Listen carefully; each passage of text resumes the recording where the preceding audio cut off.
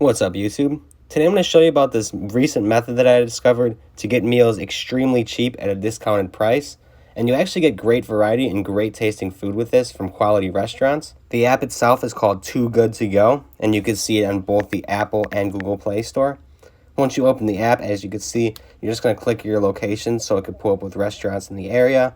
I'm from Chicago, so as you can see, at the top, it has the save before it's too late, and there's a ton of different options for cheap foods, as you can see, just like $4, $5, or $6 for these bags. Now, the only downside to this is you don't really know what you're getting, but I've done this a few times, and both times they've given me more than enough food, and even fresh food sometimes too. It's not just the old stuff that they're trying to get away. They're actually looking to help you out here most of the time.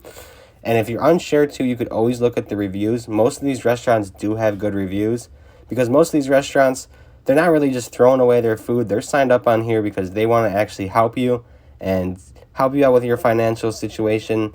And it actually does help out them because they're getting rid of food that would probably be thrown away anyway. So it's a win-win for both parties.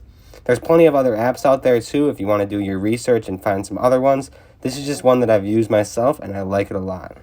There's also tons of different customization features you could add. Like I'm doing right now, you could change the mile range for what you're looking for if you want to drive further. But that's pretty much it. Just wanted to show off this super helpful app that I found, especially for those of you struggling out there to pay for your food.